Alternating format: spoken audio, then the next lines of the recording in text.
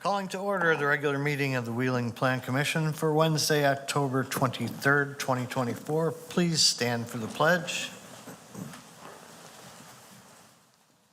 I pledge allegiance to the flag of the United States of America and to the republic for which it stands, one nation, under God, indivisible, with liberty and justice for all.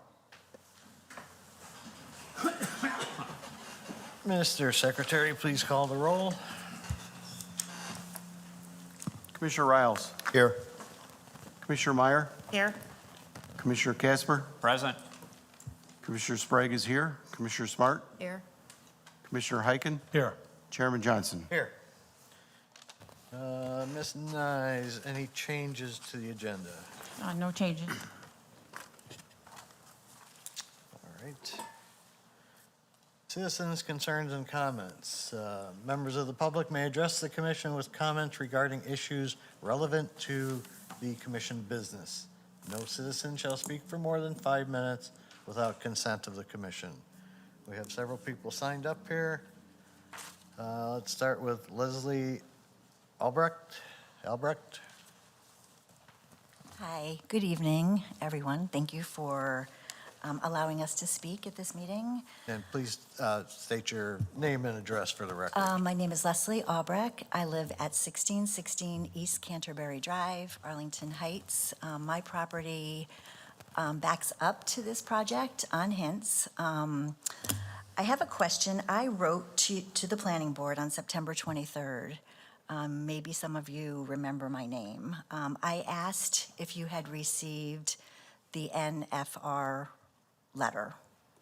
And then I asked if you had received the report from Eckert Environmental. And what I got back was that you had not received that information and that it wasn't required. I have issue with that. I owned a property in Riverside that I was selling, and the inspection showed that I had radon in the basement. The radon had to be remediated before I could do anything further with my property. That is a residential property. Why is that not true in this instance? There are issues with the soil on this property. We have not received any kind of no more remediation. I don't understand how you can allow this project to go forward until we have proof as the residents of this community that there is no further remediation needed and that everything is safe. I would ask you to please give your thought to letting this property project go forward without getting that final letter for the residents of this community. Thank you very much.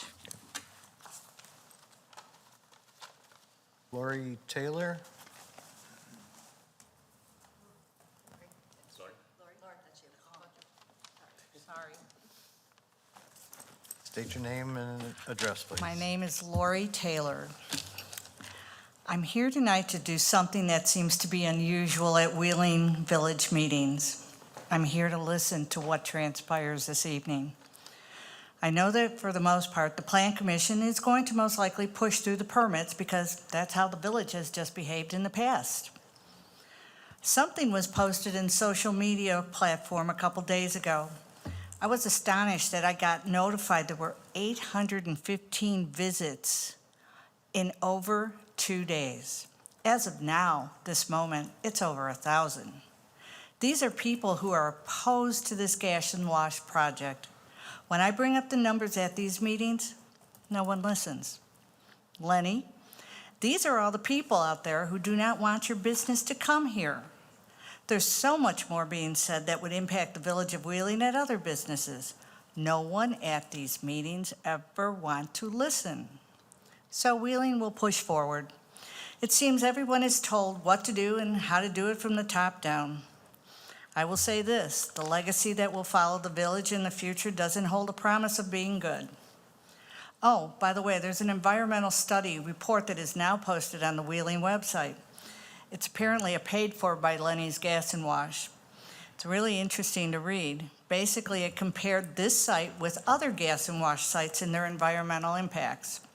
Funny thing again, this gas and wash is surrounded on 4 sides by residences. It is in a residential neighborhood. All your other gas and wash sites are on busy roads with not much around them. It's apparent no one at Gas and Wash or Wheeling Village could not have read this report because there would be questions. Residents who live here are hoping eventually that the same thing's going to happen to Gas and Wash that has happened to others in the past. Hintz Road is where gas stations go to die.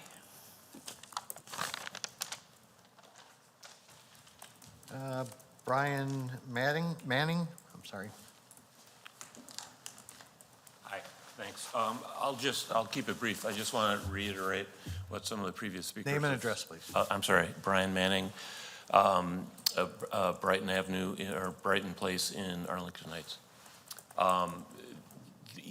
We attended previous meetings of the Planning Commission and the Board of Trustees, and it was represented, and I think it was a condition precedent that before the construction would go forward, that the remediation would be complete and documented with the Illinois EPA, and that has not happened to the best of our knowledge. We have asked, and so it seems inevitable that this project will move forward. I think we're realistic about that, but we should at least do this in the right way, and would ask the members here to delay further approval and progress on this until we get that done right. Thank you.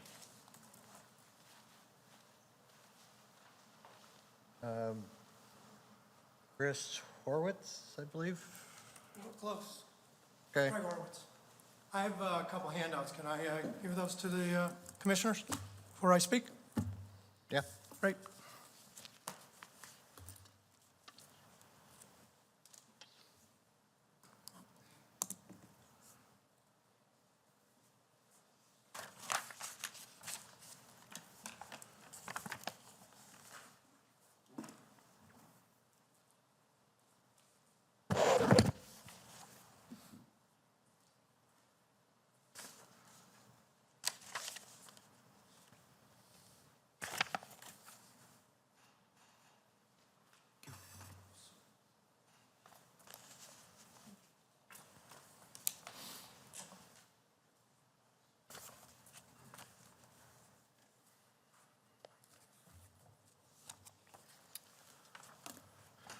Craig Horowitz, 883 Stonebridge Lane, Buffalo Grove. On June 12th, this body met to consider this project. And at that time, we presented the 2 then open violations, which are still open today. The first one was the leak from the removal of the gas tank that was done with the fire marshal in place. You have a copy of the top page of that. As of this morning, in talking to the EPA, which we've stayed on touch with for months, it has still not been remediated. While there's a response, they claim that they won't get to that response evaluation until the end of December. The second violation isn't really a violation, but apparently the gas station, the property owner reached out to the EPA asking for an all clear, to which they then were responsible for giving soil samples. The second violation is the EPA saying that the soil samples that they've given are still not acceptable. And that's why you have another open incident as well. That hasn't been responded to since March. Now, what's curious is this. We brought this up at the June 12th meeting, your body, and 2 of the trustees here brought that up to the petitioner, and I was amazed that your minutes actually captured the comment, which was petitioner Alex Cougar confirmed that Gas and Wash has no outstanding EPA violations. Now, clearly, that wasn't accurate then, and it's not accurate now. We know that the EPA can, if they so fit and can do it, can shut this down with a lot of work, and there's fines involved, and they can cause a delay if they want to. What I'm asking this board is that this commission is to not approve anything until that remediation letter is on file and approved. You owe that to the residents of Wheeling. You owe that to the residents of Arlington Heights. Do the right thing, and don't let this go forward until that remediation letter is bad enough that the petitioner didn't tell the truth, in my estimation. And that top page pretty much shows it. So I hope tonight you don't move forward on this. Don't give me any more permits until that remediation letter is approved. And it would be nice if they would address the other one, which is the soil samples from the retail site, which they've conveniently decided not to even consider, even though they reached out to the EPA to ask for an all clear. You clearly have a site that has some problems. Don't go ahead with this.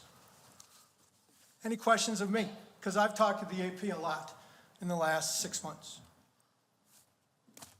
They're very accountable. Thank you. Thank you. Anne Marie Lundstrom.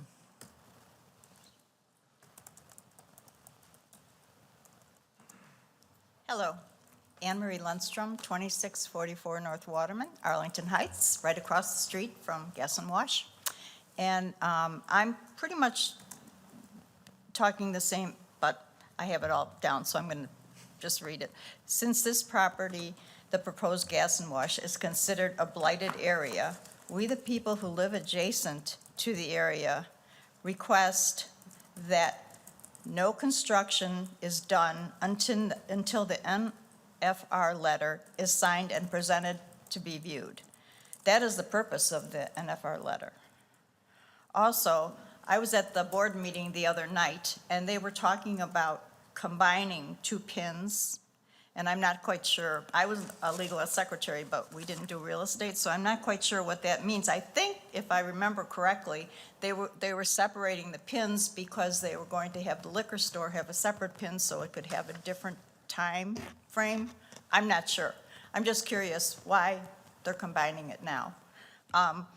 Also, if it's a blighted area, do we get a reduction in our real estate taxes since we're across the street?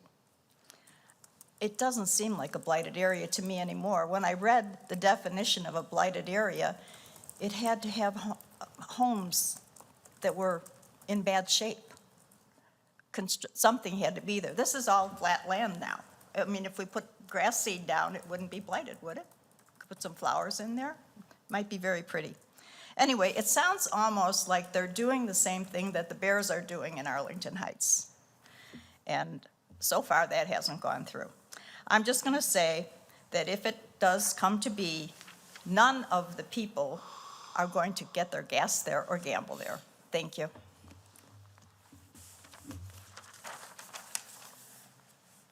Karen Duran. Did you call me already? Yes. Yes. Only get one. Hello, my name is Karen Dorn. I live in Arlington Heights near the project.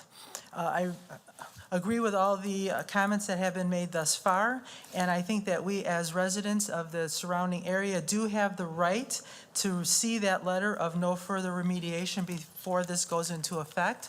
Who knows what is down there? We don't want it covered up. We want to know what's going to be affecting our area. We know that we're going to get adverse effects of noise, air, and all these other pollutions from this, so we have to make sure what we need. And also, I would like to have assurance, since one of the citizens here had requested some information but didn't seem to get a response, if you would be so kind to let us know how we can get a response for if and when this no further remediation letter is available, that we can have that. So again, like everyone else says, we feel that we have the right under the Freedom of Information Act to get this information, and we request that you do not allow any construction until we know what's down there. Thank you so much. And Gary Duran?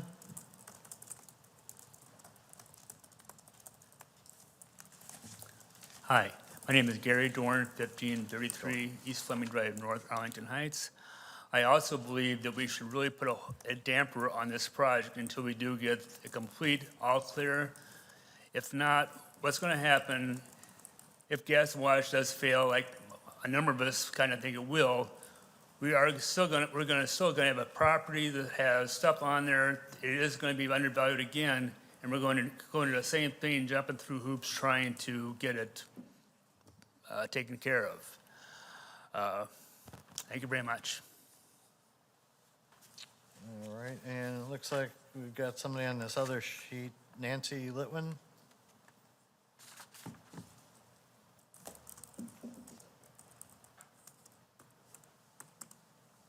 Hi, my name's Nancy Litwin. I live on Bowles Drive West in Arlington Get the Heights. microphone a little closer, thank you.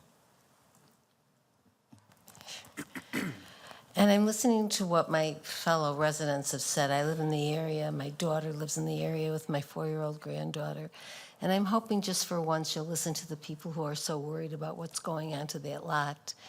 I know that one time I was here and you voted, and I went up to one of your colleagues and I said, you had the codes of special use, and he said to me, we don't vote by the codes.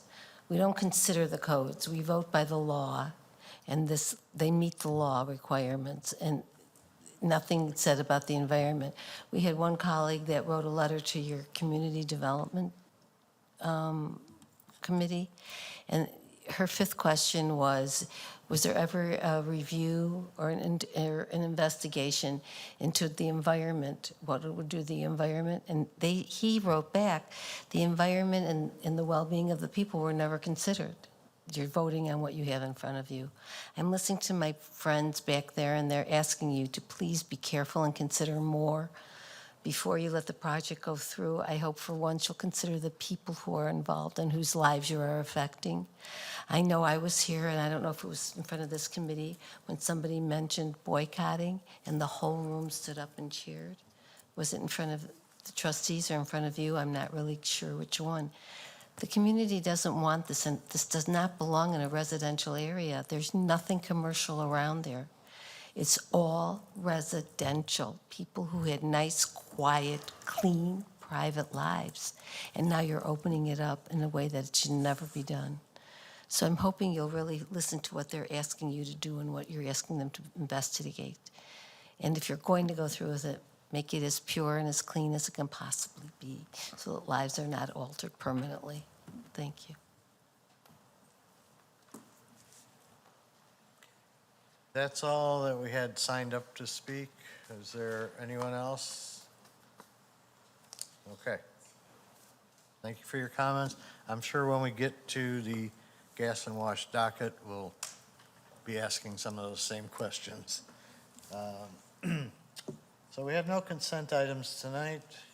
We have items for review, starting with PV 24-0011, request for a variation to reduce the minimum front yard setback along West Jeffery Avenue from 25 feet to 9 feet for the installation of a 6-foot fence.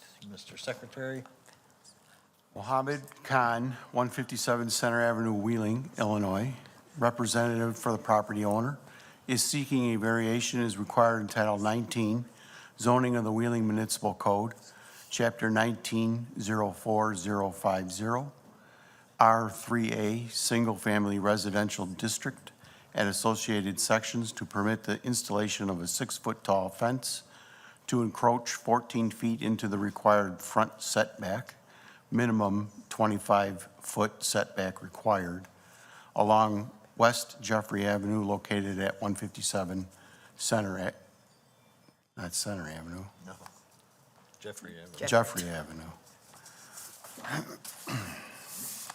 A zoning variation is intended to be a method of adjustment to equalize regulations where the zoning code has created an unnecessary hardship.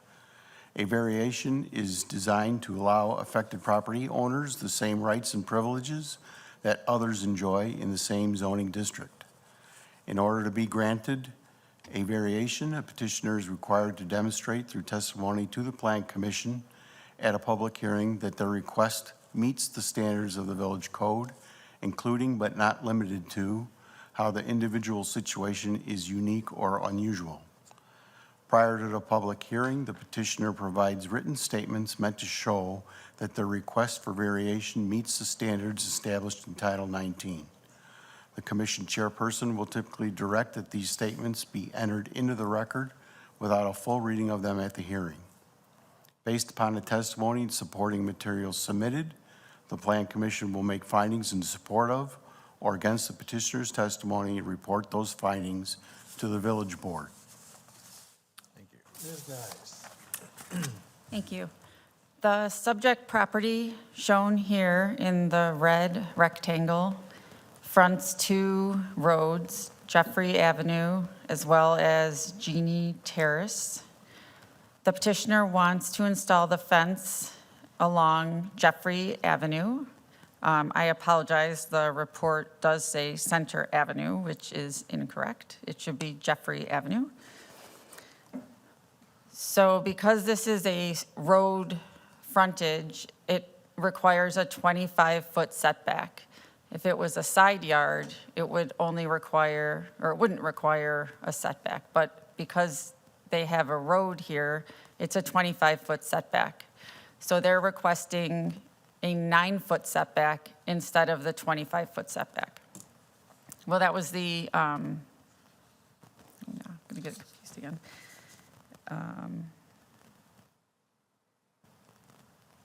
There's a 9-foot setback, yeah. Right, so they, sorry. Originally, they were going to go out 9 feet, Yeah. 16 Wait, foot. with a 17, wait. Oh, so initially, they requested it to be a 17-foot setback. Here, this will help, sorry. So they initially requested,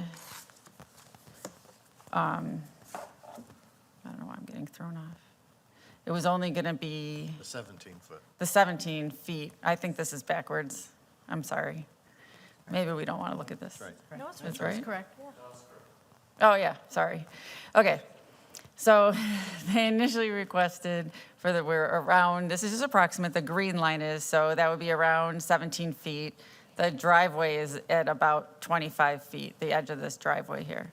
So the 17-foot setback would be about the green, but then they came back, they wanted to get a little more room for this yard, so then they requested the 9-foot setback, which is the pink.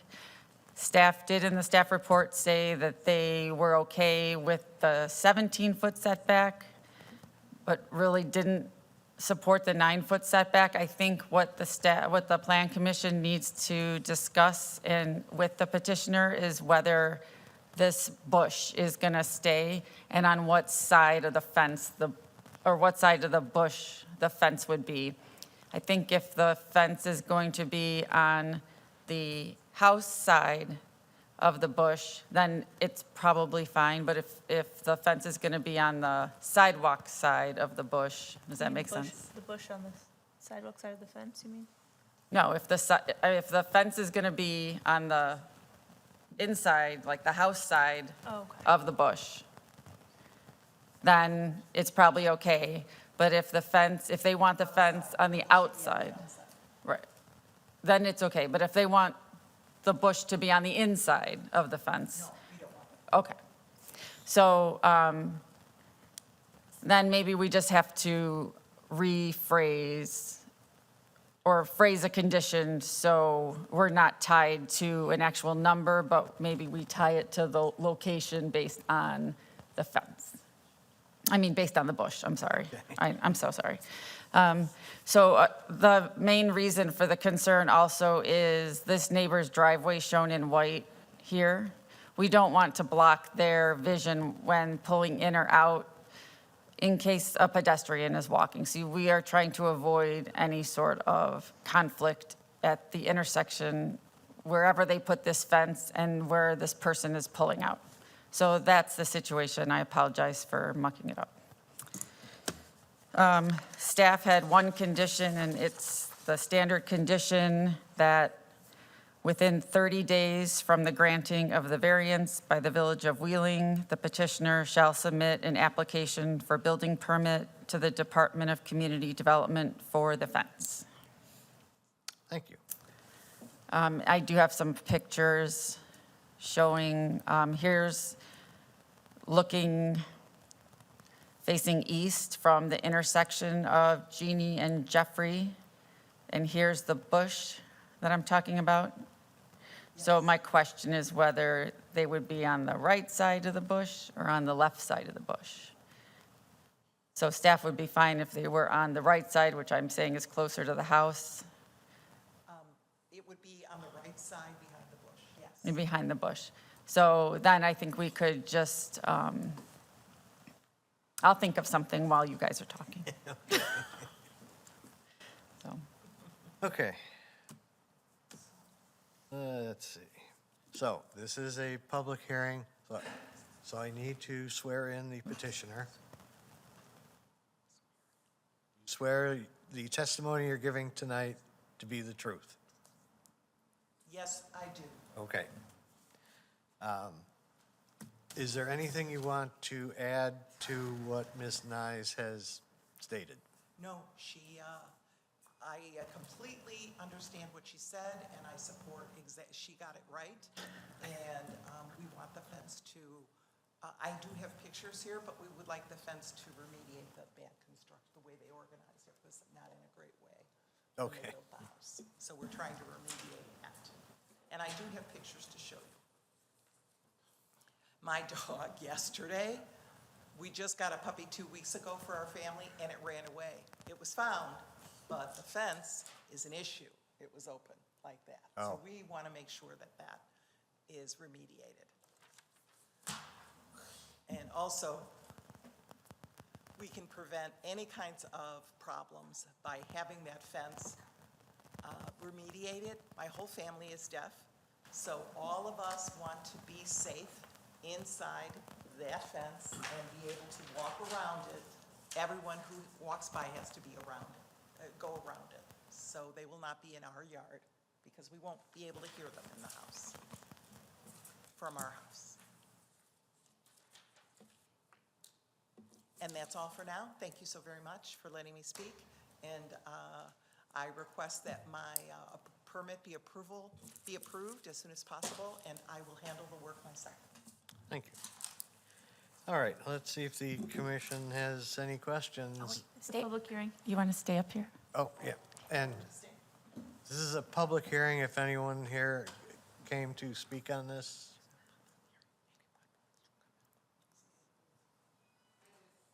Come on up.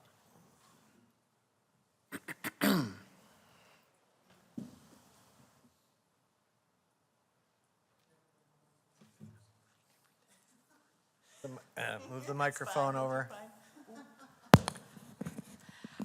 State your name and address, and I Pat need Johnson, 148 West Manchester. to swear you in. Swear the testimony you're giving tonight to be the truth. Yes. Okay. I just think it would, I'm opposed because it's on the corner and it just will look, I just don't think it'll look very nice. It's like right in the middle as you come down the street. I don't know. I just don't think it would look good. Plus, like right that up there when it would come out almost to the sidewalk. That would just block. It would be about 9 feet from the sidewalk at least. Another question is, I walk in this neighborhood all the time. I've lived here for 30 years. I've noticed that the fence that's there now has been taken off and it's cedar blocked, and there were 3 cars in the backyard. So I was wondering why there were 3 cars in the backyard. I mean, that was strange. Are they getting the fence to hide something? I don't know. That's It not just- really within the purview of the plan commission. The plan commission is just deciding on whether or not where the fence should be located. Okay, so You can have cars parked in your backyard? It's just not an issue for the plan commission. It would be Oh. an issue for village staff. Okay, well, I just don't think it would look great, and I think if one person's allowed, then everybody's gonna want things changed for fences. And I just think it would really throw off the balance of that area. Okay, Thank you. thank you. All right, back to the commission. Commissioner Riles. Any questions on this? Thank you. I don't have any questions. Thank you. Commissioner Meyer. Thank you. I do have a couple questions, if I may. Yes? So there's a backyard on the east side and the south side.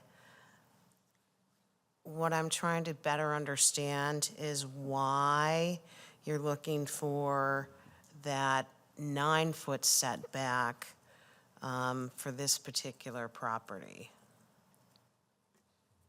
Certainly. Because of my former garden, can you see it on the corner? The garden? Yes. And it was under a willow tree that was damaged. So I removed that tree. So all the roots were removed. So I added a patio in that space. So we had more room for my kids to play. And so that is now in the way. Right now, the police warned me because I have 2 cars in front, but there are 4 cars that are needed in our household. And so this would allow me to have them parked in the back temporarily for the people in my home. Oh, okay, well, yeah, that's a whole another issue that staff was not aware of, and that's something we'll have to talk about, and that's not going to be part of this public hearing. This public hearing is just for the fence, and parking behind the house outside of a garage is not permitted. So that, I'm just saying that because that's how I want the plan commission to understand that. If there was a garage back there, you could pull into a garage, but without that, parking is not permitted beyond the front plane of the house. So we're just looking at the fence to be provided for them to have access in the area just for people. Understood. Okay. So let me rephrase my question. And that is, again, on, this area in question, how will this incremental space be used? Because originally, the 17-foot setback was okay. Now you're asking for 9. Before, when I asked for 17, because I was going to put a dog kennel there, so now that's going to be moved so that the dogs can play during the daytime. So that's the plan. Okay. On the side, I plan to make a little bit of a playground for my kids and make it safe out there for them to play. Thank you. Got it? Commissioner Casper. Thank you, Mr. Chairman. I have no questions. Commissioner Sprague. Thank you, Mr. Chairman. Good evening. So I don't have a problem with the original 17-foot setback, but I do have an issue with the 9-foot setback, mainly because a car that would be backing out in your neighbor's driveway the back end of the car will hit the sidewalk before the driver can see down the sidewalk. And for that reason alone, I can't support the 9-foot setback.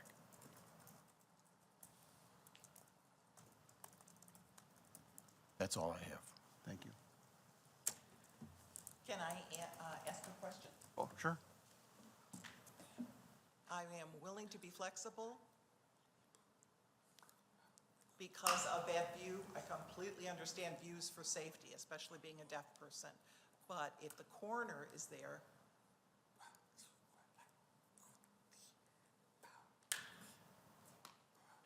so if my,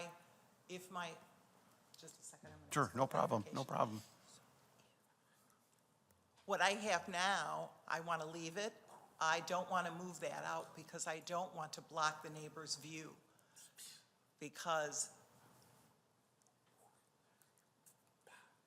it would be blocked. So if we,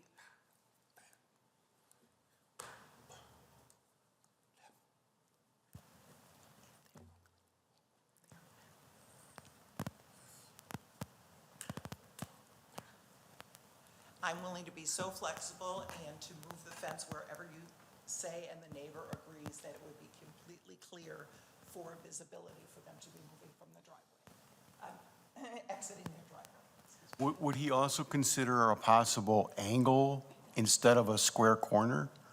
Yes, absolutely. Okay. Well, I think we could work Because something out. that angle, that corner,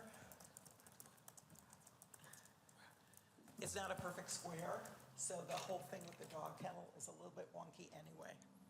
So absolutely, I'm flexible. Okay, well, we'll let the rest of the commissioners. Yeah. We'll talk about it some Thank you. more. Hello. Hello. So do I understand you correctly that you're willing to compromise to the Yes. 17-foot setback? Yes. Okay. Thank you. Go ahead. Before, originally, when we spoke about 17, there was a door that was going to be moved to the front. And I was going to add one piece of fence, to have a door that opens.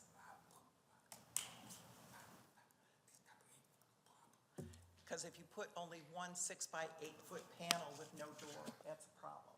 So that's why that was the original plan, and then we realized that was a problem. And I thank you for being concerned about your neighbor's safety. Of course. Thank you. Nothing further, Mr. Chairman. Commissioner Hyken. Yeah, I'm going to echo what everybody else said. I appreciate your respect for your neighbor and your flexibility. Absolutely, thank you. Thank you. Is it? Got to vote. No, I still get a chance. Okay, yes, I agree. The flexibility you're offering is great. I think the bush itself blocks the property more than wherever he puts the fence. I'm willing to remove the bush if you want. I hate to do that. I am. You want to.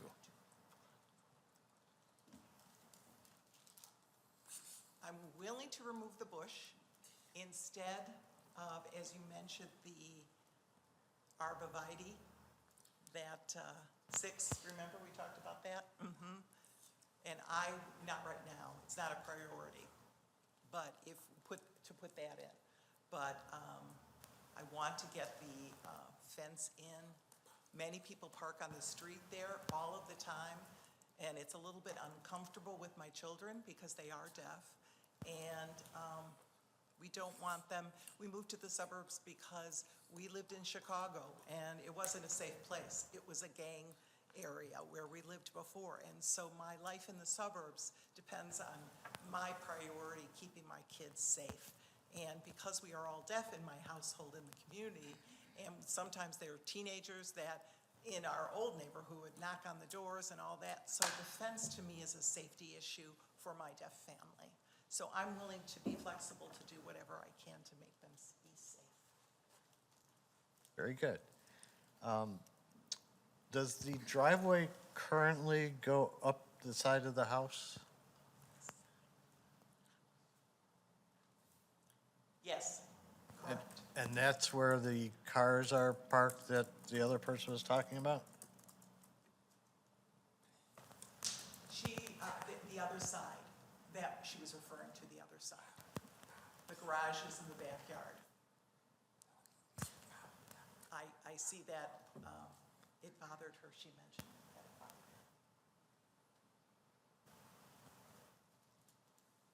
bothered her. Okay.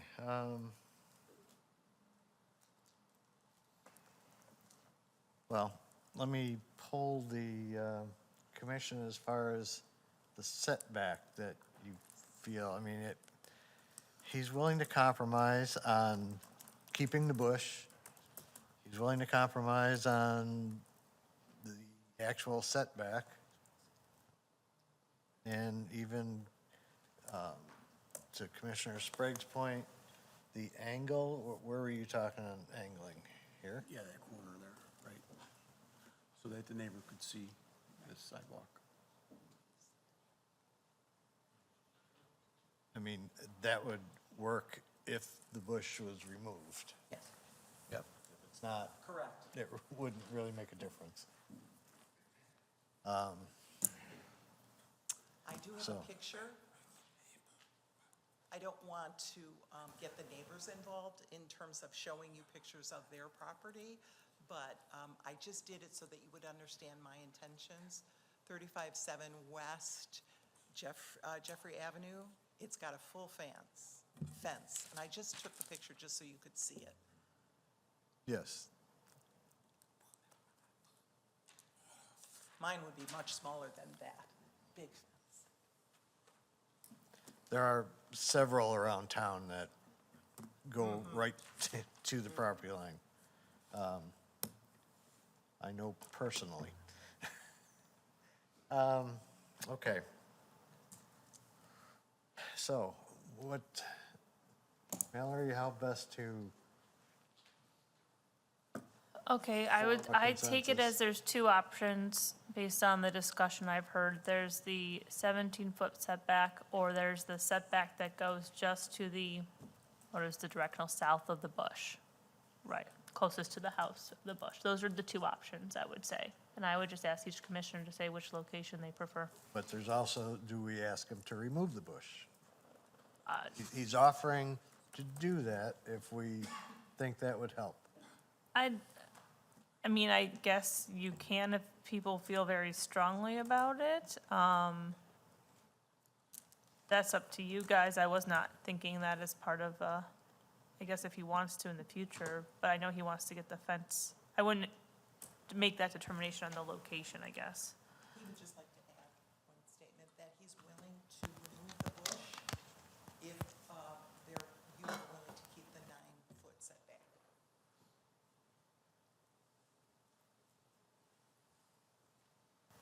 And then the question would be, do we angle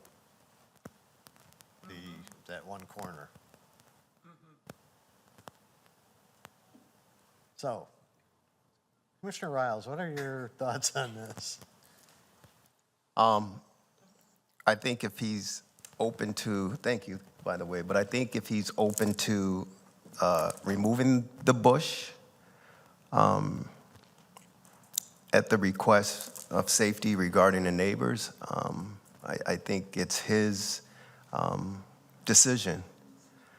I think the 9-foot setback is okay from my perspective. But I also agree on the angle of the fence for the safety coming out of the driveway, meeting the walk area to lead to the street. But I do believe it's his option if he wants to keep the bush or remove it. And the fact that he's flexible, I personally take it into consideration. Okay. Thank you. Commissioner Meyer, your thoughts? So thank you very much for your flexibility. I concur that for reasons of safety, I would like to see the bush removed. then I could feel better about supporting the 9-foot setback as well as the angle. Okay. Commissioner Casper? Thank you. I'm still not happy with the 9-foot setback, so I don't think I can support that. Okay. Commissioner Sprague? Thank you. If he angles the corner and takes that bush out, then I'm fine with the 9-foot setback. Commissioner Smart? Same. Same? If, I'll say it, if, take out the bush and angle the corner, I would agree to the 9-foot setback. And Commissioner Heiken? I go the same route. If you want me to As- say it, I can say it, either way. As would I. As would I. So, Ms. Nyes, can you add a condition explaining what we just talked about? Hold on.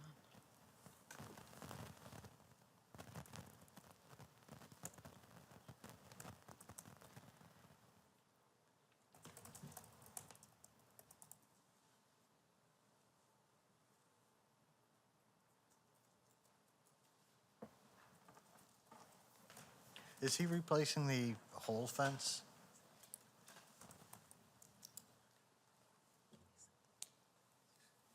Yes, sir.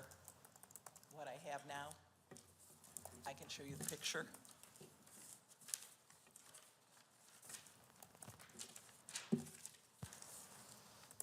Oh, where'd it go? He's going all the way around. It's- Yeah, here it is.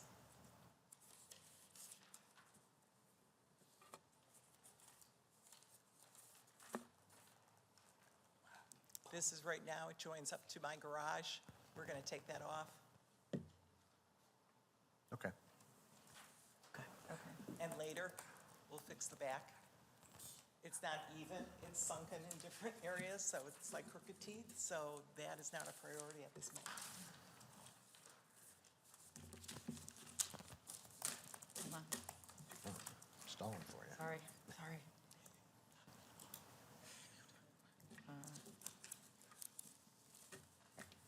Okay.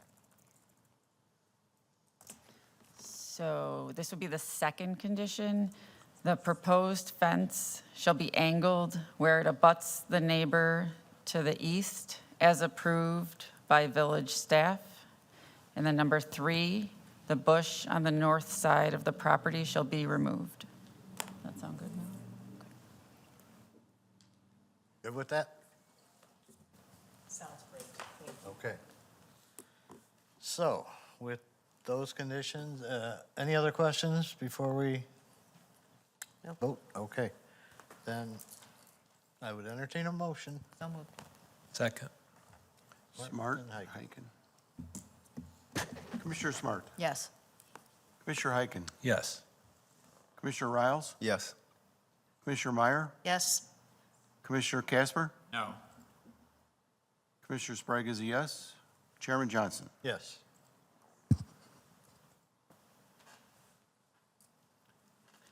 So I'll follow up with you tomorrow with an email, but we'll plan on going to the village board on November 4th here at 6:30 PM. Thank you so much for listening. I appreciate it. Thank you. Take care. Okay, I need a motion to close PV 240011. So moved. Second? Heiken and Meyer. Commissioner Heiken, Yes. Commissioner Meyer, Yes. Commissioner Riles, Yes. Commissioner Casper, Yes. Commissioner Sprague is a yes. Commissioner Smart, Yes. Chairman Johnson. Yes.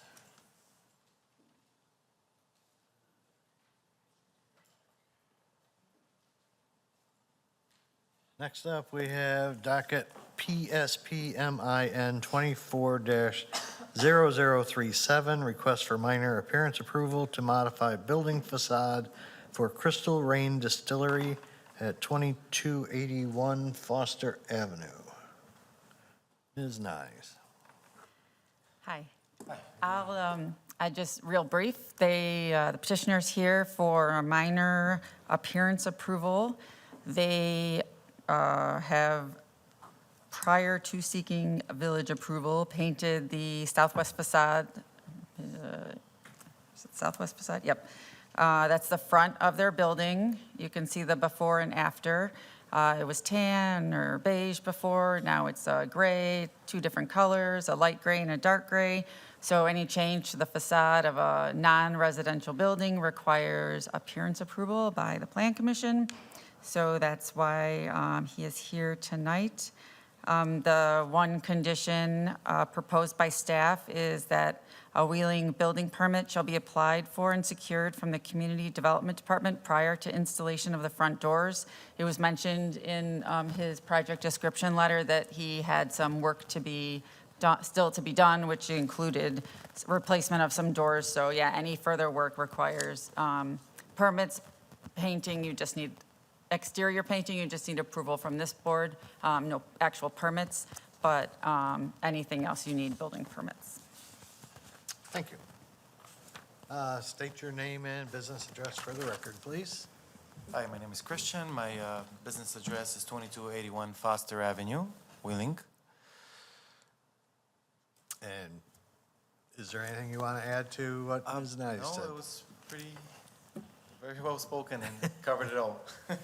Okay, well, we'll see if we have any questions for you. Commissioner Heiken. I have no questions. It looks very nice. Thank you. Commissioner Smart. No questions, thank you. Commissioner Sprague. Thank you, Mr. Chairman. Just remember, next time you need permits. Yeah. That's all I have. Commissioner Casper. I just have one question. What do you distill? Everything. Really? Whiskey, bourbon, brandies. But you don't distill rain, do you? No. Okay, Not yet, at least. okay. That's all. I think the new colors look really good. Thank you. Commissioner Meyer. No questions, thank you. And Commissioner Riles. No questions, thank you. And it does look clean and fresh and crisp, so thank you. Thank you. Yes, it definitely has improved the look of the building. Remember to put the street address back up. Oh, absolutely. Other than that, I think that's all. Condition? Just that he needs a building permit to be applied for and secured before the installation of the doors. Okay. Motion to approve? So moved. Second. Heiken and Meyer. Commissioner Heiken. Yes. Commissioner Meyer. Yes. Commissioner Riles. Yes. Commissioner Casper. Yes? Commissioner Sprague is a yes. Commissioner Smart. Yes?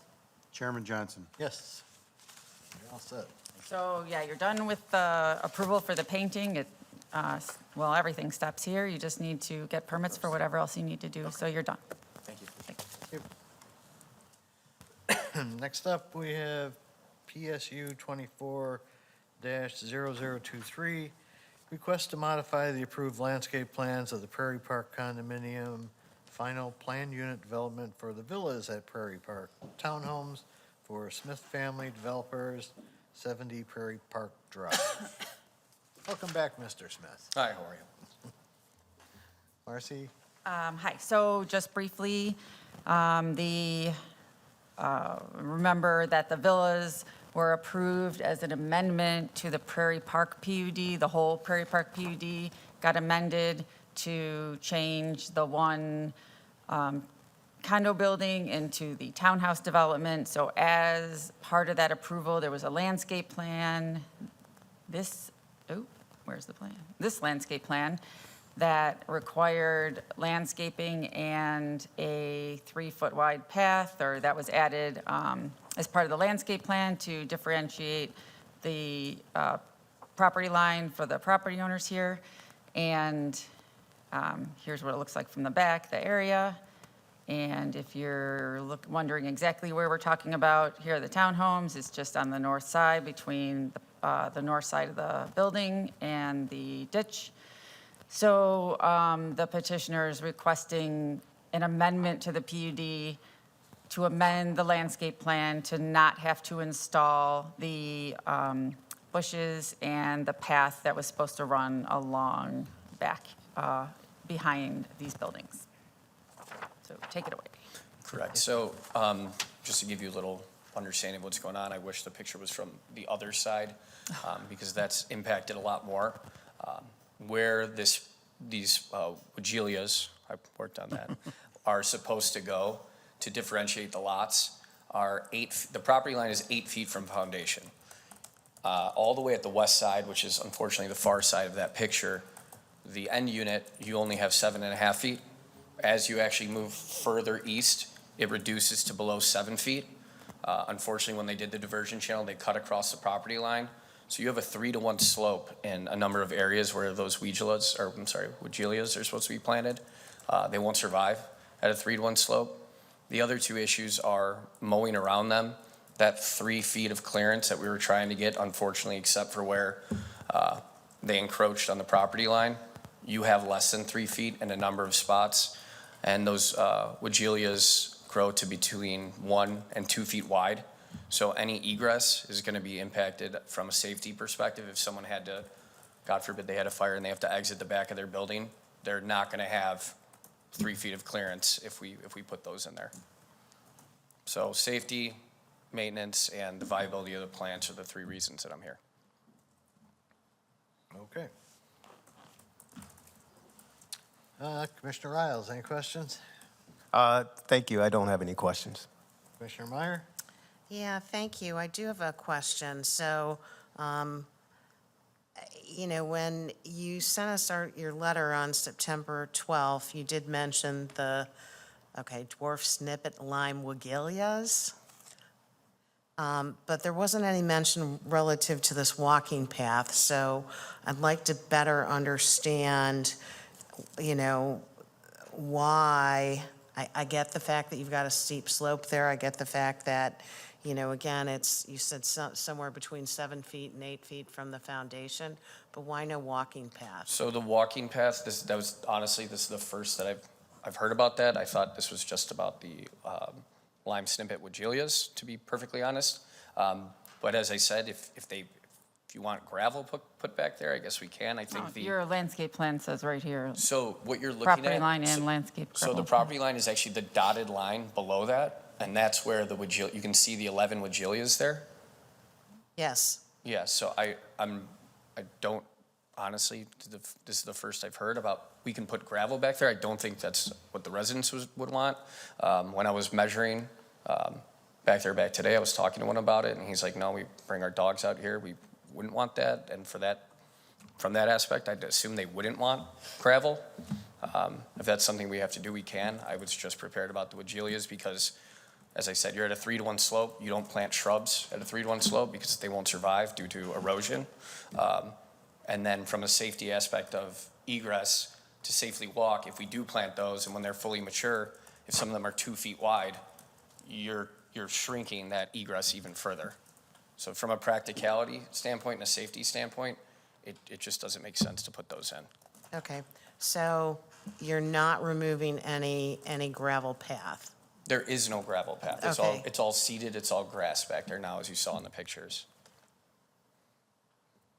But I mean, as I said, I don't believe the residents would want that back there, especially the ones with animals that take them out, at night in the back. Otherwise, they're going down a hill that's like this.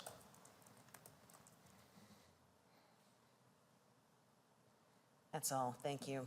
Yeah, well, I think there's some confusion. So we need to straighten this out. So the issue is that the plan proposes and shows a path. So you either have to request it or you have to we either have to include it in the request or it has to be put in. So it's one or the other. If it can't be put in, then we have to request that it not be put in. We can't just ignore it. It would be part of the amendment to remove the current requirement to have the gravel. Yeah, don't say we'll put it in, but then it's too slow. No, it's too steep, so. When you sent it only addressed this lime snippet Wagelias is what we yeah, sent well, in. we're just But addressing either way, it. I'd rather do neither because frankly, I think it's more beneficial to keep grass back there for those residents than it is to put gravel. But from the Wagelia standpoint, as I said, if we put those in there, A, they won't survive, B, mowing around them is going to be an issue. and see, it will create a safety issue because you're not going to have a clear right-of-way because they can grow between 1 and 2 feet wide. Right, but remember, your No, I understand. landscaper put this together. No, This was not a village requirement. No, I understand. Well, the village did request those Wagilias be put in. The village did not request specific plants or anything like that. No, but you, well, I it did doesn't not matter at request this those point. I'm just saying plants. village staff Okay. did request lot because you wanted plants at the lot lines to differentiate, Well, unfortunately. because there's a buffer yard requirement that No, I cannot be understand. met. Unfortunately, with or what we back up to there, you just have a natural slope due to the diversion channel. So it's a little different than having a flat neighbor Well, next door. because there's supposed to be a large buffer. I don't know. No, there's supposed to be a buffer that in the PUD, there's not, so that's why there should be some sort of landscaping there, and as the plans were drawn, it was supposed to be a flat area. I don't know why it turned out with more of a slope. It was shown that it could be put in, so if it couldn't have been, if they couldn't have feasibly been put in, I don't know why they were shown on the plan. I guess that's what staff's concern is. Because that's what you're telling me, they can't physically be put in. When 'cause they dug the diversion channel, they encroached unfortunately on the property line in certain areas. So for example, at all the way. Right, but that's on the survey. All the way at the end of 60, well, we thought we could still fit them in, unfortunately, because of staff requested them. And so we did want to fit them in. Okay. But unfortunately, from a pragmatic standpoint and now a safety standpoint that you see, you put those in and they're 2 feet wide, someone's got to run around unless they want to run down this. No, it totally makes sense. It's just, I'm just trying to explain to the plan No, I commission understand. why it was proposed and why now we're not doing it. You know, if it was shown on the plan and why we're not doing it. So Okay. now there's not room after construction, I guess is the main thing. Yeah. Where are we left? Commissioner Casper? I have no questions. Commissioner Sprague? Thank you, Mr. Chairman. Good evening. Yeah, there's definitely, I agree, there's no room for the bushes. Not only that, it would be a nightmare to cut the grass. I just wanted to point out, you said it was news to you about the gravel? I just came in prepared about the Wagilias because Oh, that was okay. the only thing we were questioning about. Yeah. So I didn't even realize, as I said, we have no problem with that. No, The safety aspect was about the Wagilias, but I think the current residents would prefer it to Yeah, stay grass. I prefer grass too. I just wanted to point out that since 2021.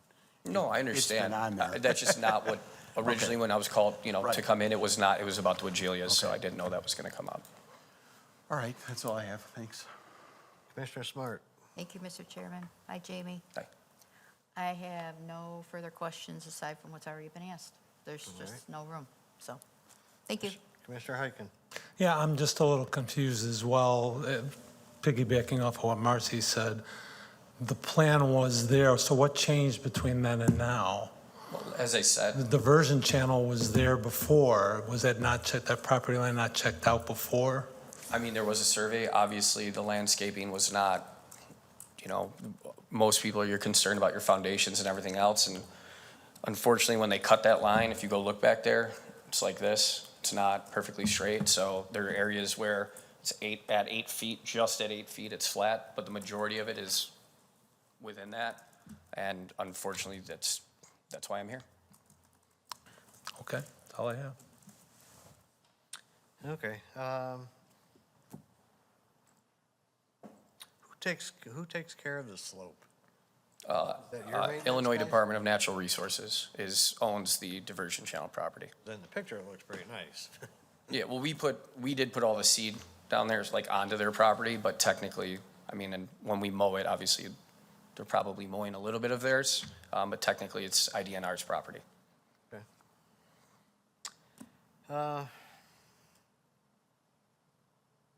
Yeah, no sense talking anymore about the slope. Conditions, Marcy? No, none. Any other questions from the group? Yes. So I'm going to go back to this 3-foot wide gravel path, okay?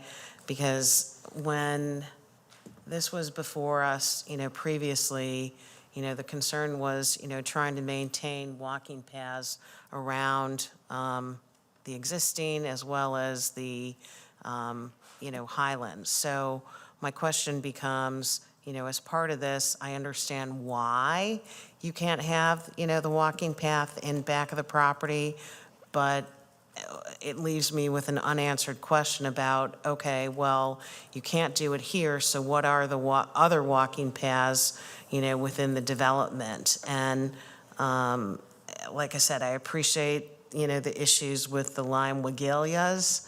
I appreciate the fact that, you're constrained by the ditch, but the one unanswered question that I have is just what the overall development walking paths look like now because of this. So this was not to be connected to anything whatsoever. It was, Okay. based on what we're looking at, it's just a gravel path. And if you were to walk, for example, closest to the 100 building behind 84, you're climbing up. There's a retaining wall there. So this is strictly for those 9 townhomes. Okay. Those are the only people utilizing it. You don't have anyone else that I'm aware of walking behind those townhomes. And that gravel was not going to connect to anything To else? Okay, thank you for clarifying. Anything else? And how about a motion? So moved. Second. Sprague, Casper. Commissioner Sprague is a yes. Commissioner Casper? Yes. Commissioner Riles? Yes. Commissioner Meyer? Yes. Commissioner Smart? Yes. Commissioner Heiken? Yes. Chairman Johnson? Yes. Thank you.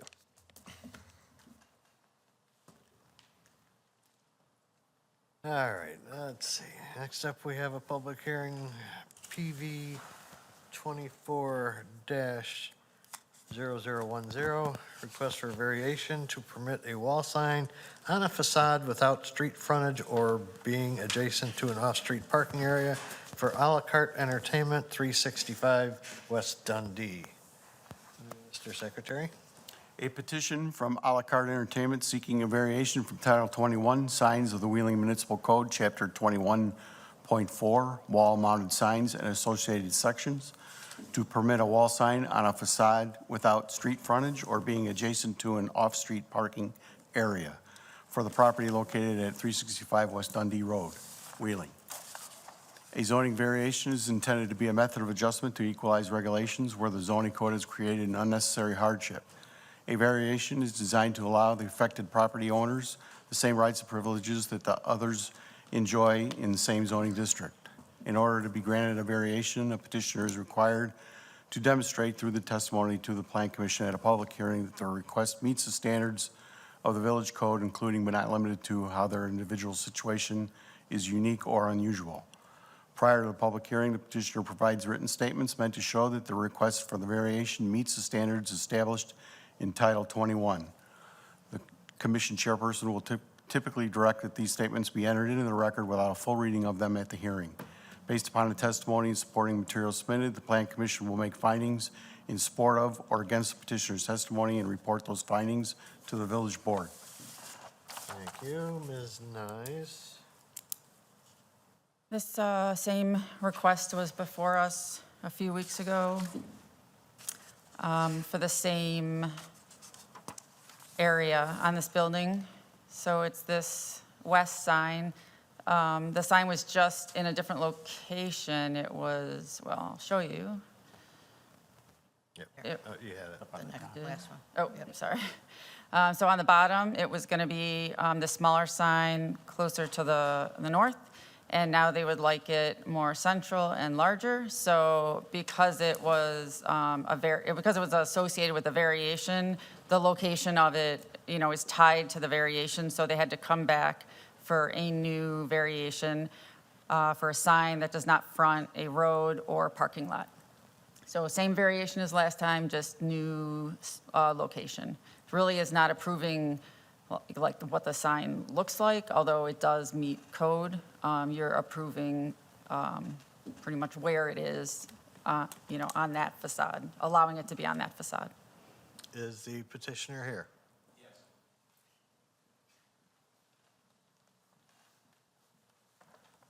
So, Hello. it's a public hearing, so I need to swear you in.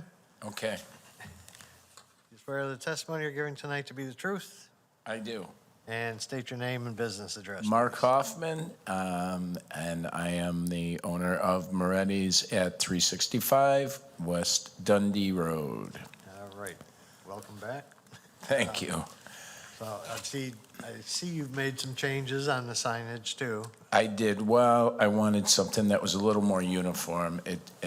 After careful reconsideration, it was two separate fonts, because I didn't catch that when my architect put it together, and I just thought that that was kind of goofy. And it seemed to be a little more symmetrical with all of them in that same black area instead of trying to put it up.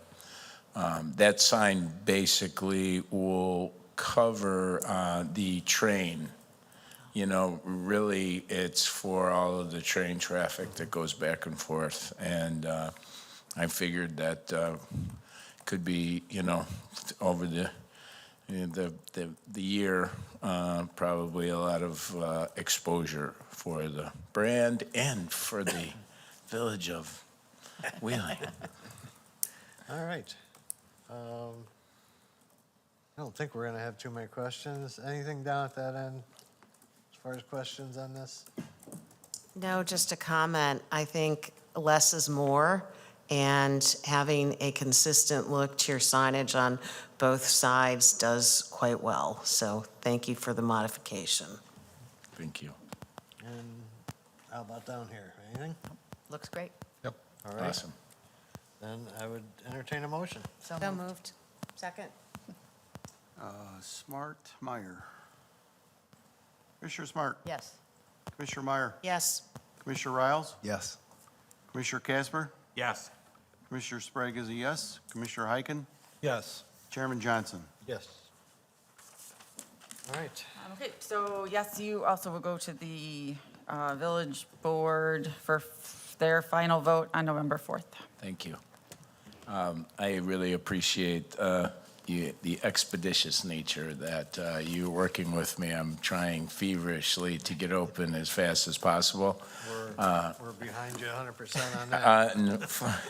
Unfortunately, this won't be the last time you will see my handsome face, so probably at the next meeting for another minor modification, but I'm working as fast as I can. Thank you so Building much. permits came in, right? Yes, we just got it, we're in. Your building Thanks permits, to Steve, and so we're moving at a feverish pace. Thank Very you. good. Thank you. Okay. Next up, yes, we need to, motion to close PV 24-0010. So moved. Second. Sprague, Smart. Commissioner Sprague is a yes. Commissioner Smart. Yes. Commissioner Riles. Yes. Commissioner Meyer. Yes. Commissioner Casper. He stepped away. Oh,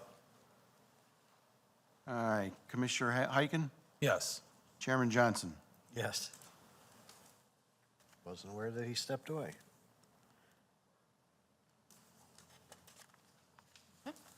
Go back to it, or? I mean, I think at this point it would be like as though he was absent, so it'll just, Yeah, I just won't put. yeah, you we just with won't put a that. vote for him. Absent. Yep. We'll note in the minutes that he stepped away, and then when he returns. Okay. Okay. Can I call the next docket without him here? Yes, so. Up to you. Might as well get this started. Docket number PPUD 23-0004, request for final plan unit development to permit the operation of a gas station with convenience store and drive-through restaurant for Lenny's Gas and Wash, 1750 and Lenny's Gas and Wash, Hintz Road and Old Buffalo Grove Road LLC at 1752 and 1798 Hintz Road. Ms. Nice. Yes, so this is, we have the final planned unit development up and also the final plat. And there are a couple conditions, but I just wanted to review just the two major things, not major, but the two minor things that were different between now and the preliminary PUD. So the first thing is the Cook County Department of Transportation and Highways has asked for 10 feet along Old Buffalo Grove Road to be dedicated. So 10 feet of Gas and Wash's property has to be given over to Old Buffalo Grove Road. So the property is now 10 feet smaller width-wise. So you'll see it on some of the property, some of the drawings where there's now a 10-foot right-of-way dedication. So some of the things shifted, got a little skinnier, maybe a drive aisle or things shifted over a little bit, but everything is still in compliance. And then the other thing that changed was staff realized that for gas stations, there is a maximum canopy height, which is 16 feet to the bottom of the canopy. So where they had the auto canopy was going to be at 18 feet, again, to the bottom of the canopy. So down here was going to be at 18 feet. It's now going to be at 16 feet. And the truck canopy was going to be at 17 feet, now going to be at 16 feet. And then they clarified that what the vacuum canopy is going to look like. That's only 10 feet tall, and it's going to have black vacuum canister, black garbage can, and a red hose. I think it was just depicted a little bit different. And down here, the car wash area example was all red. So they just clarified that it's not all red. It's going to be the color as shown in the canopy. So those were just the two differences. And, the staff report is still, everything's outlined in there. It's still part of the record. And if anyone has any questions, the petitioner has a presentation also in here. And I have most everything in here as well, if you want me to reference anything. So.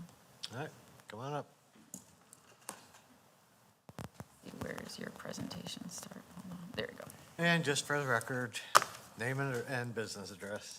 Christian Kolashevsky from WT Group, 2675 Prairie Avenue, Hoffman Estates, Illinois, 60192. We are here really just, if we could just advance to the site plan, couple. Yeah, do you have the, Oh, I do. yeah, because this one's yours. There you go. Okay. We'll just go and stay right here. Basically, the mention was right here. This was our property line, and now this dark solid line is the property line. We've moved the landscaping to be all on the property there. But in terms of the FAR ratio, we're still over the LSR ratio, which was 25 or more in the 35%. And from the FAR ratio, we're a fraction of what is Can you required. please define those for the people that are watching? Yes. The LSR is a landscape ratio, and the requirement of that reflects the density of the property. And so with that, we're still meeting, we're actually above. The minimum requirement is 25%, and we're over 33%, even with the taking that's been. And then the FAR, floor area ratio, that's also a density of your buildings. And we're really 1/25 of what's allowed. And so we're much less than what's allowed. In regards to the comments that were made tonight, there's a separate environmental company working on the property, making the submittals to the state. And also anything that we excavate and bring off the site has to go, it will be inspected by an environmental inspector on the site. And if it is contaminated, we'll have to go to a licensed yard. And so that will all be covered in the paperwork. And that's part of the process to get that NFR letter. So with all that, long story short, the ground will be clean and will be cleaner than today. And it's just emphasized that Gas and Wash has not put 1 ounce of contamination to the soil. It was done by the dry cleaner that was basically in this area right here. And then, of course, we have a little bit of contamination from the previous gas station. Again, old technology, we covered that all extensively in the previous meetings. We're doing all the latest technology, most stringent IEPA requirements. Everything's double walled and all that. So that's really our presentation. And Brian is here for any civil related, and Alex is here for any owner related. Okay. So, Marcy already covered the basic changes that affected the project. Commissioner Hyken, any questions for the team? I just have a question about the southeast corner with the car wash monument sign, how high it is. I thought we were doing right in, right out at that corner, but I guess I could be wrong on that.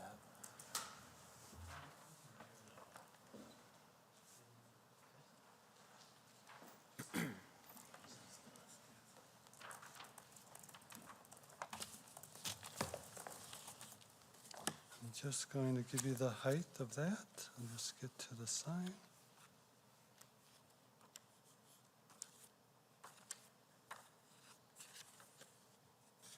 Hmm. 10 feet. You're correct, yes, yes, sir.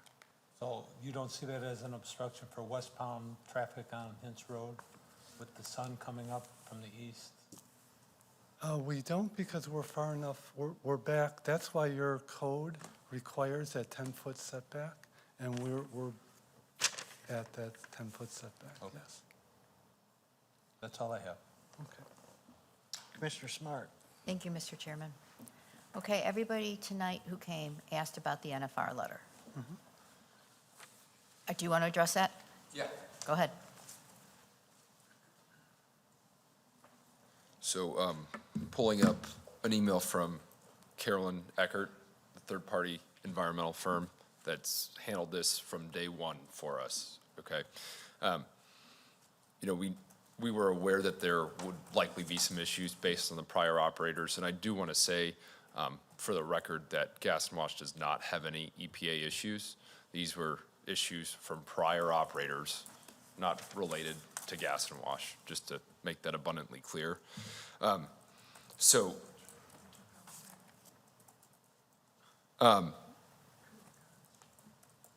Eckert Environmental has been working on remediating the site for over a year now, and all that remediation work has been complete. Per Carolyn in this email, we needed to wait for the groundwater ordinance from the city to submit for final NFR. So we have that now. We received that on Monday. Eckert will be submitting the response by the end of this month, and then they have 60 days to review and issue the NFR, which we anticipate will have that by the end of the year. So all the work, the legwork has already been done to remediate the site, to remove the tank, to address the lust issue, the underground storage tank issue that was previously there. That's already been removed. Same with the dry cleaner that was mentioned on the site. All that work's already been completed and done. We're just, now that we have the full package, since we got that on Monday, the final groundwater issue, Eckert's submitting to the EPA, and we anticipate no issues. And Eckert, again, has been handling all communication with the EPA to make sure we're in line to get that NFR. So my question would be, when do you expect that NFR letter? As she said, they have 60 days to review and issue the draft. So we anticipate likely end of this year or early in January 2025 per Carolyn. And I asked the question because when I listened to the village board meeting, there were questions about the NFR letter too. And there's obviously concern from the community about it. Yeah, I definitely understand the concern. Again, we've done the remediation necessary. And again, that remediation was dictated by prior operators there. Right. And so it's all been done. All the work has been completed and finished. And now we're just going about the EPA process. Okay, thank you. No further questions at this point, Mr. Chairman. Mr. Sprague. Thank you, Mr. Chairman. Good evening. Good evening. So, same subject. What is the next step then? So you're submitting paperwork for them to send you that letter? Yeah, a very formal process, and I can follow up if you want to kind of have Carolyn give you the very technical details of all the different paperwork she's had to fill out. But we needed the groundwater ordinance to submit for final NFR with the EPA. And we finally got that on Monday. She's putting that with the rest of the package and sending that in. Okay. So that gets sent in and they review it? Correct. They have per the Eckert Environmental, they have 60 days to review. Excuse me. Can we stop being rude, please? When you were up here speaking, no one said a word. So I would appreciate it if you all give the same respect. Thank you. Go on, please. Yeah, so they have 60 days to review and issue once we submit. And again, that'll be done by the end of this month. So then they review this. What if there's something that isn't aligning and they deny it? Then what happens? So there's already been communication with the EPA per this email. So we responded to the Lust leaking underground storage tank issue at the end of August. So Eckert Environmental's already been back and forth with the EPA to address their concerns, the issues. Obviously, nothing's been issued yet, but all that, there's been back and forth already. So that's why we feel confident, Eckert feels confident that we'll be able to proceed. Okay, thank you. Marcy, is there anything that is tied to this as far as not being able to get a permit until that letter is available? Or It's do my they- understanding that they can't get any permits until all other approvals are received. Okay. All right, thank you. That's all I have. Kyle, any comments on it? Just to reiterate, or just to kind of confirm that, yes, at the Monday's board meeting, that the groundwater ordinance was approved, and it was my understanding that that was the last piece of the puzzle for this NFR letter, but, so it sounds like if all the other boxes are checked, that should be the last item that they need. Okay, thanks. Commissioner Casper. I don't really have any questions. Is it appropriate for me to very briefly respond to one of the citizen concerns? Sure. Okay. I take exception with the statement that no one on the Plan Commission or the Board of Trustees listens. We sat here for 8 or 10 hours over 2 nights, and we listened. And nobody dictates to the Plan Commission or to anybody on this commission what to do. That's all that I need to say. Thanks. Thank you. Commissioner Meyer. So I just want to clarify a few things on the environmental. So you've done your phase 2, right? And so now you're waiting for your NFR. You've remediated the leaking with the underground storage tank. And, again, you understand, the concerns that have been expressed here tonight from a residential standpoint, just in terms of, health, safety, and transparency. Totally understand the importance of health, safety, and transparency here. Again, that's why we have an independent firm that specializes in this and that we have to get for our process to have the bank loan, we have to get the NFR to get, I'm sure, a certificate of occupancy, we'd have to get that final NFR. And I think that's the route we'd like to go, you know. We've, you know, and I know I said this previously, but I believe we closed in May of '23 on the land and have been working on remediating this site kind of since closing. And so we'd like to be able to proceed with the construction aspect, understanding that we won't be able to open our doors or do anything until we get that final NFR. I have no further questions. Thank you. And Commissioner Isles. Thank you. I don't have any questions. Thank you. All right. And I don't have anything additional. If the commission wanted to add, I think it's already in the code, but if the commission wanted to include a condition about getting the approvals before getting permits, the NFR letter before receiving permits, they could certainly do so. Well, is it code that they can't do anything more than what they've been doing? Well, the code says you need, you know, approvals, but it's not specific to you need NFR approval before you get XYZ permit. So you would need to be specific on what you want and by what stage. So you want this by grading, you want this by certificate of occupancy, you want this by vertical construction?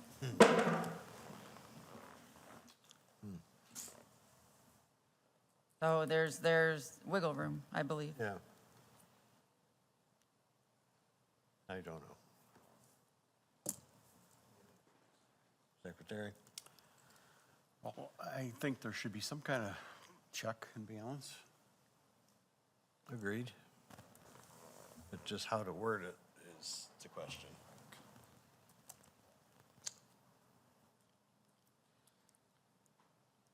What, which permits? All of them? Or?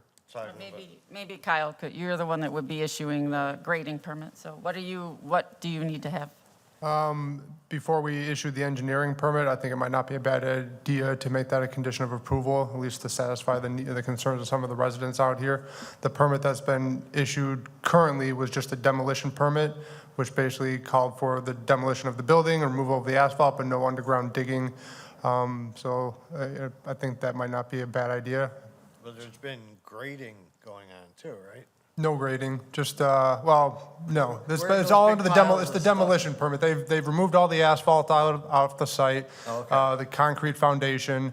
Obviously, the big piles you see out there are probably from the grindings from the asphalt. So, but I'll leave that, you know, that condition, that if you want to make that a condition of approval, I'll leave that up to you. But it might not be a bad idea to have that NFR in place before they start digging in the ground.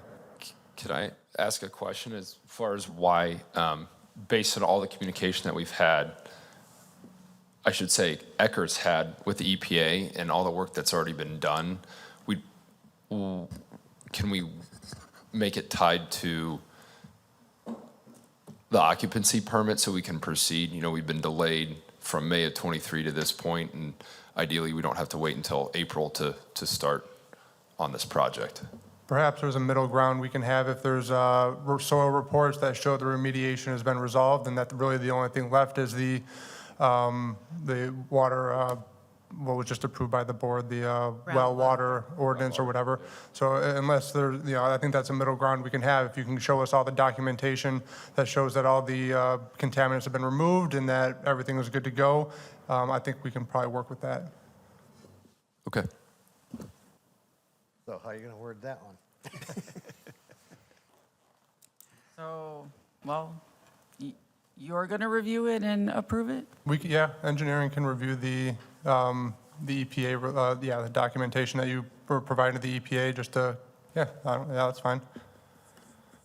What's the point of the letter then? So We don't the- have public comment. Yeah, the letter, yeah, the groundwater ordinance is the last part of that equation, but obviously the part that's important here is that the contamination is gone. So we can make that, yeah, if you want to make that a condition of approval where we review the reports for the remediation, that's fine. So just soil or soil and water and groundwater?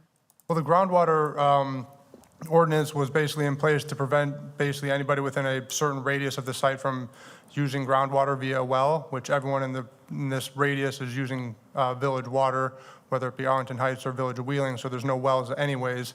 So that's the whole point around the groundwater ordinance, is to prevent well water use. So there's really no well water use in this area anyways, because everyone's hooked up to village water, but that's kind of a condition that the EPA has. So that was the last piece of the puzzle, if you will.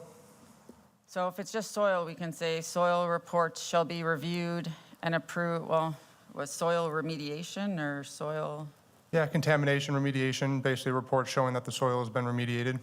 So soil remediation reports confirming that the site has been remediated? Yeah, I mean, yeah, basically the contaminants have been remediated, that's fine.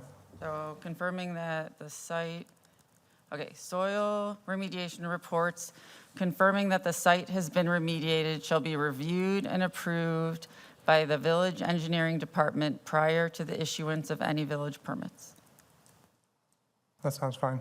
Because the only village permits they're getting are engineering, building. I mean, they already have a demolition, so there's no other permit that would be issued. Not that I'm aware of. I mean, yeah, that's fine. The engineering permit is really the one that allows them to start the utility installations and all that stuff out there, so. Yeah, so that would pretty much take care of everything. Okay.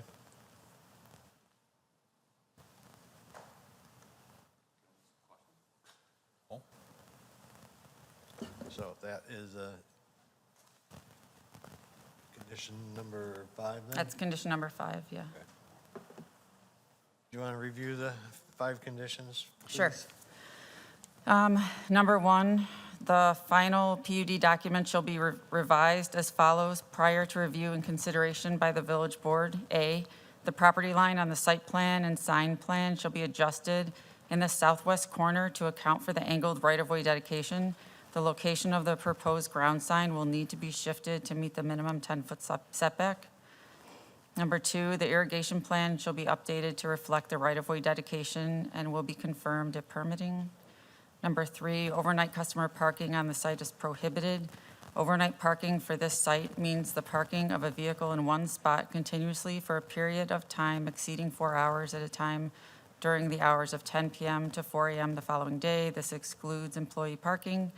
Number 4, there shall be no diesel fuel operations of any kind between the hours of 10 p.m. to 4 a.m. the following day. And number 5, soil remediation reports confirming that the site has been remediated shall be reviewed and approved by the village engineering department prior to the issuance of any village permits.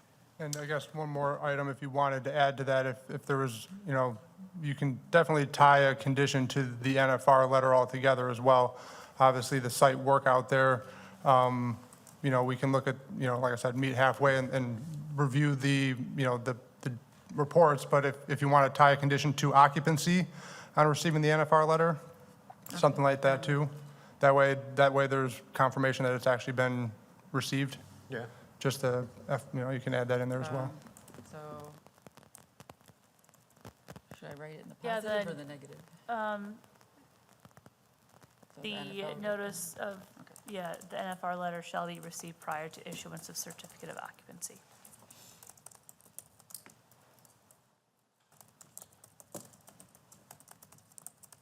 And you should have that well before any occupancy. Temporary or final?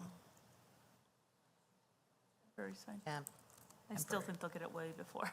Yeah. Yeah. So the last one I wrote is the NFR letter, and I'll spell it out for the actual thing. So the NFR letter from the IEPA shall be received by the village prior to the issuance of the temporary certificate of occupancy. Okay. Any other questions from the commission? Then a motion. So moved. Second. Sprague, Meyer. Commissioner Sprague is a yes. Commissioner Meyer? Yes. Commissioner Riles? Yes. Commissioner Casper? No. Commissioner Smart? Yes. Commissioner Heiken? Yes. Chairman Johnson? Yes. Okay, now, do you want to Now we go do into the vote on the, or the docket plat? number PSU BFP 24-0005, to request for the final plat approval for the final plat of Gas and Wash, a planned unit development subdivision for Lenny's Gas and Wash, Hintz Road and Old Buffalo Grove Road LLC at 1750 and 1798 West Hintz Road. Well, I guess I can address the question about the PIN numbers. A PIN number refers to a lot, not a building or a business. So this is the current plat of survey. So Lot 1 is the small corner in the southwest corner where the gas station used to be. Lot 2 is the rest, this big lot where the strip mall used to be. So those were two different properties owned by two different people. Now that the current property owner owns both parcels and it's going to be one single development, they are required to consolidate these two properties and make it one property with one PIN number, because you can only,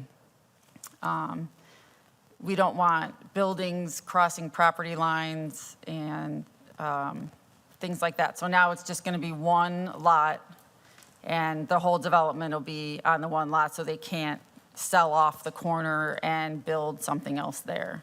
So that's what the different PIN numbers mean. No, we're not taking comments. Okay. That's fine. Which is the PIN number going to be? That's up to the county. The PIN number, new PIN numbers are assigned, I believe. Yeah, So that's- it doesn't matter, you're We have not going to nothing know do it with for a that. year. Okay, so, there's no conditions on this. Any questions about it from the group? If Oh, not- there are conditions on this Oh, there one. are? Yes. Oh. Number 1, the county collector's certificate shall be added. Number 2, update the village assessment certificate to the village collector's certificate per village standards. And number 3, the school district certificate should include School District 214 in addition to School District 21. Sorry. All right. A motion. So moved. Second. Meyer, Riles. Commissioner Meyer. Yes. Commissioner Riles. Yes. Commissioner Casper. Yes.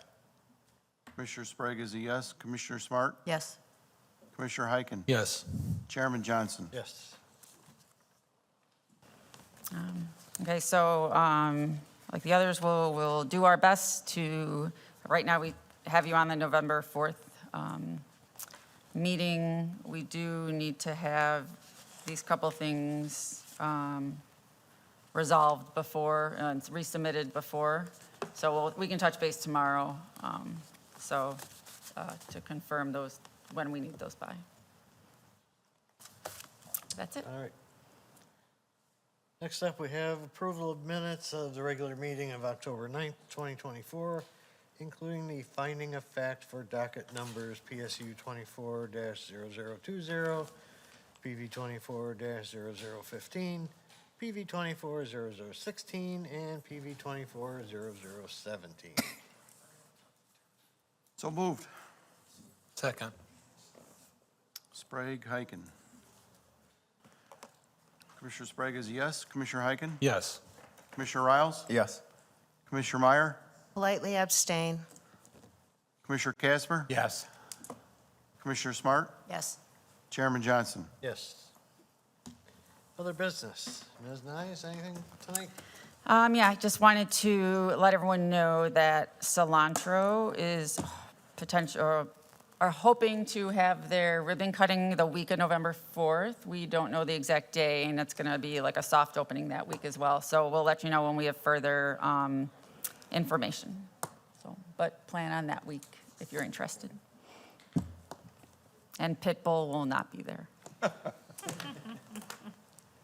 And Oh, forget it then. I assume everybody's been to Rosebud already, right? No? I'm sorry? Nobody's been to Rosebud yet? Waiting for Monday. Have you?